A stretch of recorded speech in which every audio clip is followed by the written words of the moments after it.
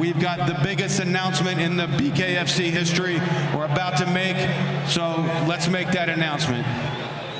What's up, Knucklemania? The notorious Conor McGregor here. Ladies and gentlemen, the huge announcement that I have for you today.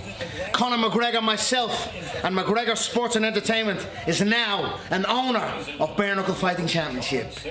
Welcome to the big leagues. David Feldman, baby, we did it. Boom, son. Hey, Conor Feldman. Yes, I want in. Thank you for asking. I definitely want in on this. Let's do this. You want my money? You want my talent? I'm in, dude. Either way. All right, so in the biggest announcement in I have no idea how long, Conor McGregor is officially an owner at BKFC. This is a tectonic moving moment for combat sports. I cannot stress enough how impactful this is going to be in the combat sports space and what it's going to do for BKFC. And the thing is, there's a lot more going on here than people realize. And 100% of what I'm talking about here is Dana White, UFC, and Endeavor's involvement in this deal or reaction to this deal. Is this something that's blown up in their face because their guy is now the face of BKFC as an owner, a counterpart to Dana White?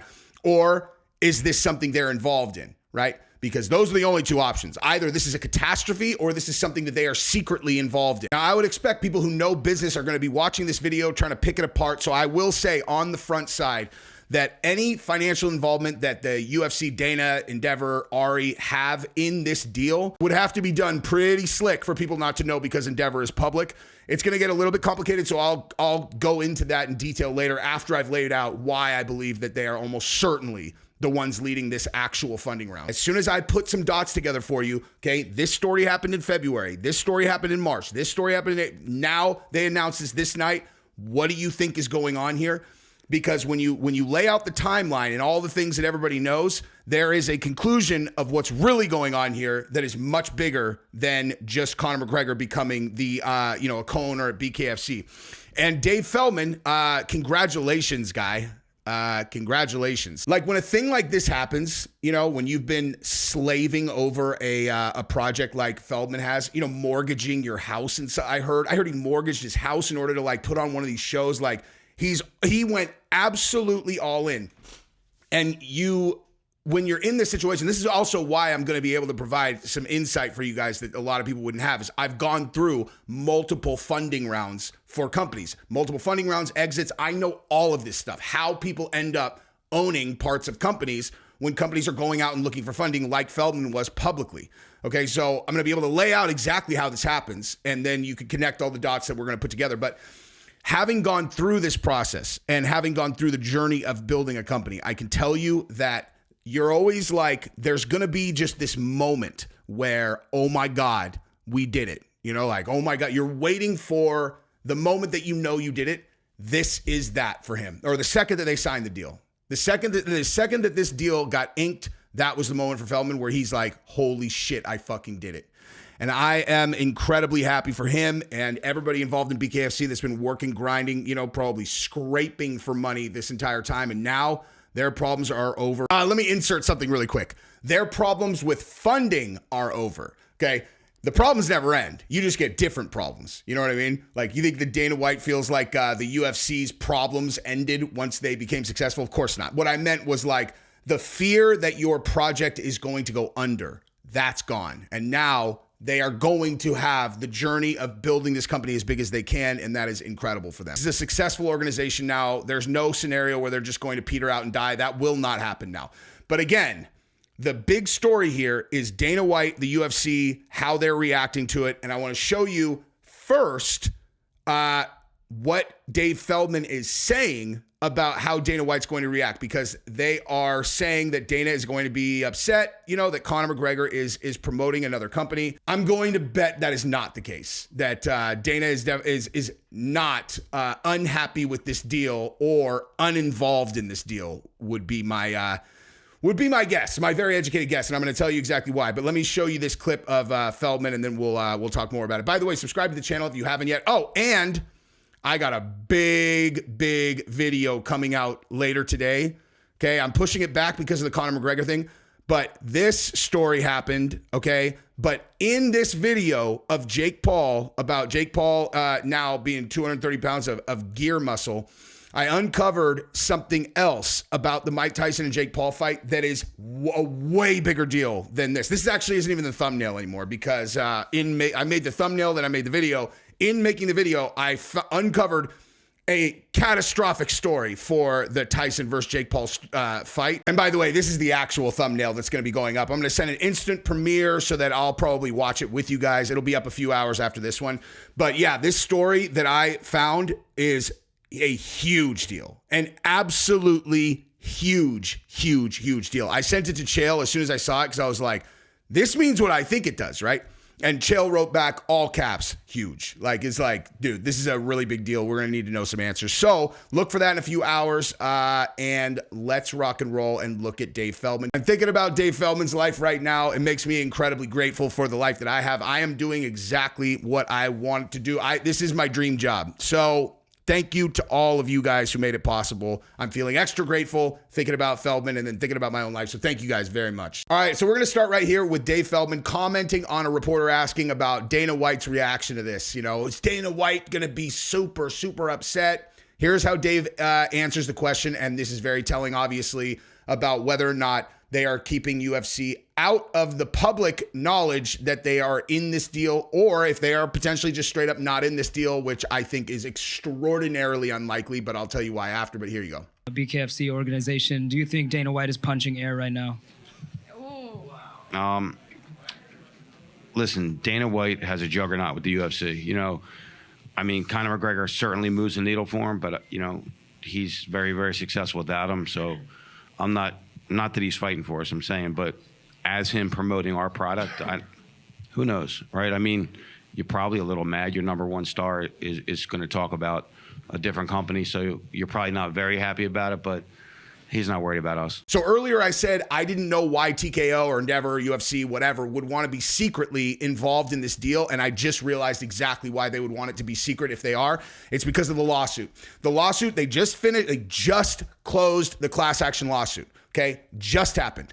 And part of the class action lawsuit was all about how they kept buying up the competition and making it to where fighters are not able to get their true market value. Now, even though they settled that class action lawsuit, $355 million, as you guys remember, the optics still matter, and it's still very fresh on the minds of people who've been paying attention that, oh, UFC swallows up the competition. So the second that they finish closing down this class action lawsuit, they're immediately going to come in and buy the next biggest organization. So if they were keeping it secret, that's why. Optics. And again, the reason why I showed you this first is to demonstrate that very clearly, if UFC and Endeavor is involved in this deal, which there is a lot of evidence that they are, then they do not want that to be public. Okay? That is exactly why I showed this to you. And another thing to note, private companies like BKFC do not have to publicly disclose who owns the company. There's no reason anybody needs to see the cap table. The cap table at BKFC. And I'll get into exactly how UFC and Endeavor can get around having to publicly disclose it after I show you why I'm so confident that they are in this deal. Okay, so now let me set the stage for you so you can understand why I'm so confident. So let's go back a few months. Let's go back 6 months. Okay, everyone knows that Conor McGregor was looking for a new deal with UFC. Okay, he had 2 fights left on his deal. The UFC was not going to put him in the octagon until he signed a new deal. They just went through this with Francis. Once somebody gets 1 fight left on their deal, Nate Diaz also, it puts them in such an incredible negotiating position that the UFC is going to do anything to avoid the 1 fight left situation. You know, obviously not quite as much as when they literally have 1 fight left and they can leave. But with Conor, he's too big of a threat. I went through this a million times. Conor can do anything that he wants. Okay, if he gets out of his UFC contract, he can go box in Saudi Arabia. They'll pay him anything that he wants. He can start his own promotion. He literally is too valuable for the UFC to lock him in with a traditional UFC contract, no matter what they pay him. They literally can't pay him enough to keep him tied to their business with just a traditional UFC deal. Bottom line, I've said this a million times. I will stand by it no matter what. And at the same time, right? At the same time, what does Conor want? Like, what does Conor want? Conor's smart, dude. He obviously wanted to be the champion of the world, but Conor wants to be a business magnate. And how many times did he say that he wanted in as an owner at UFC? Now that ship sailed because now TKO is a publicly traded company that anyone could buy into. I'm in TKO. I own TKO. You think I wasn't going to buy that stock when it went public? I own TKO. A fair amount too, as far as like, you know, terms of like how much I personally invest in single stocks, it's my second largest holding of any individual stock because I believe in these guys that much. So yeah, the bargaining chip is not there for UFC ownership anymore because Conor could just buy it himself. He could just take $10 million and go buy TKO stock. What Conor really wants is he wants in on a ground level project that's about to explode or a fire that just needs gasoline poured on it and it'll explode. That's the investment that you want. That's the ownership that you want. That's BKFC. And so now we get into the timeline of events. Okay. So if you guys recall this right here, February 4th, 2024, BKFC Dave Feldman creating an ally during meeting with UFC CEO Dana White. And I said immediately, there is absolutely no reason for these two guys to be in the same room unless UFC is considering investing in BKFC. Everyone on the inside knew that Feldman was doing a big funding round, was going out and trying to raise money at this exact moment. And so bottom line, creating an ally, there is no way that's true, at least in terms of Dana being in the meeting. If I knew that Feldman is raising funds, then Dana, like, you know what I mean? There's nothing on earth that I know that Dana does not know. And so if he's meeting with Feldman, that's what it's got to be about. Doesn't mean necessarily at the time that they're going to invest, but that has to be what they are doing. And Dana would not take this picture and let him post it if he didn't know that it was going to alert a lot of people who are in the know that that's what's going on.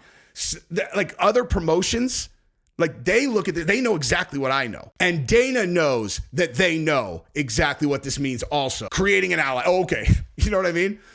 It's just that doesn't make any sense, right? So in Dave Feldman's statement after this, right? He's like, UFC's not competition to us. I want Dana to be a mentor to me. They're not really competition. And then 2 sentences later, he's like, and we're going to be the biggest combat sport in the world in 10 years. And I was like, how would that make you not competition? That is exactly what competition is by definition. And so this meeting happening was a huge indicator that they were at least talking about potentially being an investor in the BKFC round of funding. And real quick, I realized that I am taking for granted that people know certain terms and things like, okay, so like round of funding, what that means is you are taking in new investment dollars and you're selling ownership in your company. Okay. It's just like doing, going public, and people can publicly buy stock in your company, but you're doing it privately. And it's, a few organizations or people are going to invest. Now, I just chopped out like a 5-minute tangent that I went on about the structure of how they put money into companies and so on. So I'm like, okay, I'm going to lose them. So, but the main point that I want to make is that you build a slide deck, you build a pro forma, you build out your financials, and you go out to lots of potential investors and you present it to them. And then you get people committed, and then you end up closing all at once. Okay. Generally speaking, you close all at once. And so you get commitment letters from organizations, and that is how it goes. So like, let's say you're raising $20 million. Okay. Usually you're not going to get all of that from a single entity. Now sometimes you will, but most of the time there is a lead investor, and then there are others who come on like, okay, we're going to put in $6 million. And a lot of investors make the decision on whether to invest based on who else is investing. Okay. So like if you are oh my God, I'm doing it again. Okay. I'm sorry. I apologize. But just to illustrate that point, like as an example, as soon as I hear Conor McGregor is now a co-owner of BKFC and he's going to be involved in this funding round, I go, dude, will you guys take my money? Are you willing to take my money? Because I know what kind of value that investor is going to provide to the organization. And that's the simplest terms. I'm just going to leave it at that. But bottom line is there is a long period of time when someone starts to raise funding between when everyone knows they're raising funds and when they close. Okay. So what I'm trying to point out here is that there is no scenario whatsoever where Conor is getting involved in this investment and the UFC does not know about it, because Dave Feldman, we know for 100% sure, met with Dana. And if they did not talk about the UFC and Dana investing in the company, then Feldman is the most incompetent CEO of all time. And I know that's not the case. So I know they talked about him raising money. And the fact that they're cloaking it and pretending like they weren't is an even bigger indicator that they were, to me. Okay. So they're going to have time to put whoever in whatever place that they want before they close. Okay. So next up, right, at UFC 300, we find out now that Conor is back and he has a new deal. Okay. So keep this in mind. This meeting right here happened February 4th of 2024. Okay. Now, previous to that, previous to that, Dave Feldman said that he met with Conor McGregor when they did that show in Denver, which I believe was before this. And so I just looked it up. It was a year ago. Dude, time is going by so fast all of a sudden. I cannot believe that was a year ago. I'm going to blink and I'm going to be like 60, man. Jeez, that is scary. How this all came together, I have no idea. But it is possible that Conor started talking to Dave Feldman first, and then they brought in the UFC. Because, listen, dude. Conor can't invest in BKFC without the UFC, without at least talking to UFC just for legal reasons. He has an ironclad contract that he cannot compete in another combat sports organization. And, the UFC could easily take them to court and argue that investing and promoting is that, you know what I mean? Like, they very easily could argue that if they wanted to. So that Conor has to talk to the UFC. Now, in March, UFC settles the antitrust lawsuit, and they get financial certainty on what that cost is going to be spread out over how long. That is huge also, okay? Now, that is also the basis for why they would want to keep it secret, because the basis of this lawsuit was that they buy up all the competition. So we talked about that earlier. Optically, it's not a good look if the second that they settle this lawsuit, instantaneously they are acquiring a competitor. You know what I mean? It would just reinforce that is how that they're a monopsony or whatever. Which, for the record, I think is a bullshit argument. You're telling me that the owners of mixed martial arts organizations can't sell their company to a bigger organization that is profitable when they're not? Like that, they can't do that? That never made any sense to me. I'm glad that the class action lawsuit's over. I'm glad that the fighters got paid. I'm glad that this is done and now everybody can move on. So I don't know how it's initiated, but bottom line, they did talk together, have this meeting, so on and so forth, etc. Okay, so now we move over to UFC 300. Okay, so UFC 300, April 12th, one of the most amazing days of my life. Contrary to what you would have thought when the UFC digital team framed me like I was hating on UFC 300, when I did the exact opposite and said it was like the best card of all time. But nonetheless, that night they announced that Conor and Chandler are fighting at UFC 303. Okay, so because of that fact, that they had that deal done previously. Okay, like obviously they're like, okay, they get this deal done and we'll announce it after UFC 300. Now, one of the reasons that I think that they did that is because they didn't want to take away from UFC 300 ticket sales or the excitement around UFC 300, which was really smart. Because if you haven't seen what tickets are selling for to the Conor and Chandler fight, it's absolutely insane. I looked up yesterday what our seats that we sat in for UFC 300. Okay, like, dude, we went straight bucket list style. Like, I spent over $4,000 on 2 tickets to go to UFC 300. The same seats for the McGregor fight are over $4,000 each. The exact same seats. Like, that's what they're at right now. So insanity. I've never spent money like that on tickets, dude. $2,000 per ticket. It was just bucket list, dude. It's UFC 300. I have a combat sports brand. Like, the way I looked at it is I'm like, I earned this, and did it. But dude, I can't justify paying, 9 G's to go to a fight. Obviously I could sit in different seats, but you can't get in the building right now for less than $1,300 once you factor in fees. It's insane. Okay. So that was smart because you got to sell UFC 300 at maximum value. Now you get to do UFC 303 at maximum value. So continuing to break this out, this has the deal with Conor's been done before UFC 300, and they announced Conor's involvement at BKFC on the night of a BKFC event. Okay, so obviously these are strategically made announcements. Conor gets a new deal with UFC. Conor's new fight is announced 2 weeks ago. 2 weeks later, Conor's involvement as a promoter and co-owner of BKFC is announced. Okay, like, if you think those 3 things are not connected, I can't verify this 100%, but there's so much circumstantial evidence for this as far as I'm concerned that I can just talk about it like this really. I could be completely wrong. But if I'm wrong, then this is the first strategic error that I've ever seen Dana make in this thing. Dana's the best of all time at this. He is, without a doubt, the absolute unequivocal GOAT of the fight promotions business without any competition whatsoever. There's no one even in the same conversation. And I can tell you that the priority is to tie yourself to Conor McGregor permanently. You can't afford him with a regular UFC contract. I might not have even thought of this. This is so brilliant. But now, you put it all together and it's like, this is how they tied themselves to Conor permanently, right? Okay, so now I want to just tie this all together and then I want to talk in, a little bit more detailed about structurally how the UFC would have been able to do this and Endeavor would have been able to do this without making it public because they're a publicly traded company. And then I'll get into some more kind of like finer deal structure details that I thought I would probably lose a lot of people on if I talked about it earlier. But here's the bottom line. This right here that you're looking at in this article, Dana White meeting with another competing promoter, this has never happened before. Never. A public, hey, here's me and Scott Coker. Never. I watch this stuff religiously. You ever see him with like the CEO of Pride? You ever see him with the CEO? And these are companies they ended up buying. So this, I'm not 100% sure why they would have done this, but the way I read it now, especially knowing that this deal got done and assuming that they are involved in it, this is a fuck you to PFL and any of the other competitors because they're going to know exactly what this means, Like they're going to know exactly what this means, okay?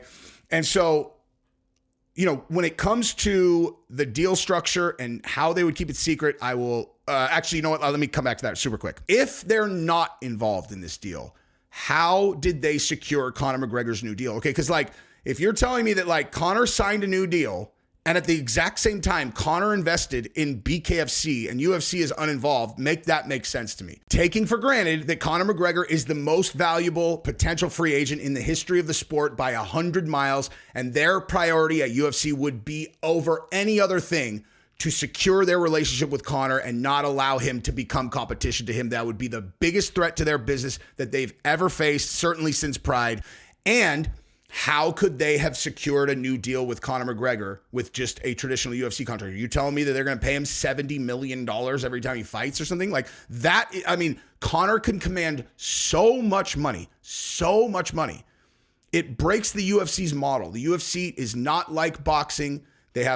We've gone over this a million times. And here's another very key point, okay? Conor McGregor as a fighter only has value for another few years maximum, okay? He's going to win this fight, win that fight, whatever. At a certain point, he will age out, okay? His value then stops being a person who can go and fight in the cage, but his value does not go away. And so thinking long term in terms of how you can leverage this incredibly astronomically valuable asset, you put him in a position where he gets exactly what he wants, which is to be an owner in a combat sports organization, and you are also an owner in said combat sports organization, and it ties you to you forever. Think about this. They signed him to some huge new UFC deal, and then he fights, Chandler in worst case scenario for him. He gets knocked out in the first round, and then everybody's like, I guess Conor's done.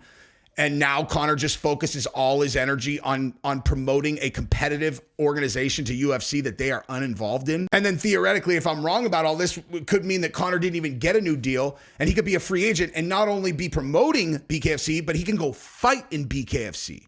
Okay?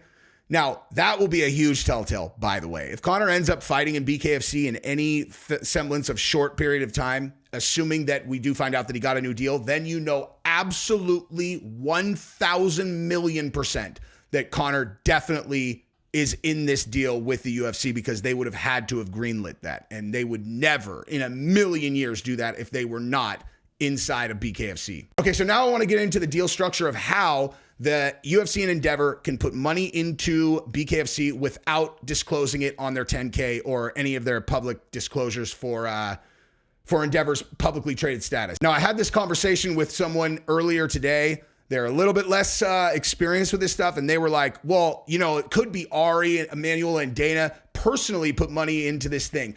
And I said, honestly, I think that would be material information that you would have to disclose if the TKO chairman or whatever Dana is to UFC and the CEO of Endeavor privately invested in a competing organization. I'm pretty sure that would be material information that they would have to disclose. So what I'm going to lay out here, in my opinion, is way more likely for how they would have done it, assuming that they did. Now, Endeavor is publicly traded, which means most things that they do are public, but there are ways around that, and I will show you right now. So if you look at the regulations on publicly traded companies investing in private companies, Technically, federal regulations require the disclosure of all relevant financial information by publicly listed companies. In addition to financial data, companies are required to reveal their analysis of their strengths, weaknesses, opportunities, and threats. Right. But now look down here at the other one. Subsidiaries also allow a company to keep certain business operations private and avoid disclosure under SEC requirements by keeping the subsidiary privately held. To put that into terms that you can understand, what that means is the UFC, as long as they have a subsidiary that is private, they can put money into that subsidiary, which will show on their 10K, which is their publicly, their public document where everybody can see everything Endeavor's doing. But then that subsidiary, which is private, can invest in BKFC and no one can see that. The only money that they see is the money going into the subsidiary. You won't be able to see it go into BKFC if they wanted to keep it private. All right, I'm going to wrap it up. But first, I wanted to tell you a couple terms that I realized I just said a million times, just in case you don't know what they are. So cap table is a document that lays out the percentages of ownership, who owns companies and what percentage they own. So it's the number of total shares and then what share numbers each of the organizations or individuals own. And a subsidiary is a wholly owned company by a larger company. So like Endeavor is publicly traded, but they can own private companies that exist under their umbrella. So like they own Acme LLC. Okay. So it's publicly known that they own Acme LLC, but you do not need to see everything that Acme LLC does because it's a privately held company. And that's how you cloak things that you want to do privately. You know what I mean? And so, I could go down a huge rabbit hole here in terms of like raising funding and all of that stuff. Maybe you guys will think it's interesting. I'll just throw it around. But so when you're raising funding, right, when you're going out and doing an investment round, like I said, you'll put together a slide deck that'll lay out the problem that you're solving, the reason why your company is going to be successful. You talk about the officers in the company, the things that they've done before, previous successes, so on and so forth. You obviously lay out the financials for your company and your pro forma for what you're projecting that your numbers are going to be based on, okay, so we're raising $10 million right now and we're going to allocate $7 million to marketing over the next 3 years. The other $3 million goes to operations, this. You just lay out what you're doing with the money and then what your projected incoming gross revenue is going to be. And it's hilarious. Those pro formas are basically just, the earlier stage of the company, the more out of thin air these pro forma figures are. But nonetheless, right? That is the presentation that you give to potential investors. And then if they do buy in, right? And like I said, it's like, who else is in this? It's like, oh, Sequoia already committed to invest, $7 million of the $13 million that we're raising. So then a new investor knows, okay, Sequoia is in this. Well, Sequoia has absolutely endless money. They're billions and billions and billions and billions of dollars. So if this company gets into trouble, Sequoia is going to give them more money because they're not going to let their investment die unless something happens to where it's an obsolete type of company. And so that makes it much more likely that other investors are going to want to get in. So that first investor that you secure that represents real security and real value, that makes a huge difference in terms of other people wanting to get in. So Conor McGregor coming in, big deal. Conor and Endeavor coming in, astronomical deal. Because you get Conor added value, but if it's just Conor, let's say Conor put in $6 million, right? It's just Conor, Conor and then some other people, whatever, but there's no one with massive bank account, massive funds, then that has, it's got value because you're betting on Conor's going to do a good job and they're going to do well. But if it's Conor and Endeavor, which would be private and be covered by non-disclosure agreements for potential investors, so they wouldn't be able to talk about it publicly, that's a whole different ballgame. That's an entirely different ballgame. Not to mention, it also sets up the very likely scenario where Endeavor would fully acquire BKFC at some point and absorb them if the BKFC is doing really well. Okay? So again, structure-wise. So here's another, interesting point for some of you guys, I guess. So you have two types of shares in a company in this stage, right? At this stage of the game when you're going to take in money, you have two different kinds of stock. You have common shares and you have preferred shares. Okay, and so what that means is the share price is what the share price is, and they're set by different things. Okay, so let's say I'm going to put $5 million into a company. Let's say I'm buying 5 million shares of a company and I'm putting in $5 million. So each share is $1, okay? So my preferred shares remain worth $1 indefinitely as preferred stockholders. The common stock is taking the remainder of the shares. So let's say there are 20 million total shares, right? I put $3 million in at $3, I put $1 a share. So I have $3 million in, I have 3 million shares at $1. So I have 3 million $1 shares. Let's say there's another 10 million shares at $1. So you got an additional $10 million of value and 10 million shares. Okay. So, well, if the company ends up becoming worth $40 million, then now you take $40 million divided by 13 million, right? And that is obviously much more than the $1 share price. So it would be, I mean, I did shit numbers here, so like whatever. It's like say it's, the share price is now like $3. So the common stock shares are worth $3 now. Your preferred stock is still worth $1. Why would it only be worth $1? That's fucked up. Why shouldn't I get the $3? Well, you can convert your preferred stock to common stock anytime that you want. But if the shit hits the fan for the company and you are liquidating, or you have to sell the company for less money than the value of the company is, the preferred stockholders get their money out first. So like, let's say you end up selling the company for $5 million. Okay. The company, you have whatever, 15 million shares or whatever I said, and you sell the company for 5 million. Okay, well, that 5 million doesn't get divided up by 15 million. Okay, the 3 million shares that you got for $1, they get paid out at $1. Okay, and then so there's another preferred stockholder has another million shares for $1. 4 million of the 5 million's coming off the top right out of the gate to the preferred stockholders. That $1 million is then going to get divided among the other common shareholders. Okay, so that's how that works. That's how investors are protected against, in private situations like that, against like something happening where the value of the company goes way down. So that is how that works. I've probably been talking long enough. So I love you guys. Subscribe to the channel. Congratulations, Dave Feldman. Congratulations, Dana. I hope you're in this deal. You're a fucking badass, both of you guys.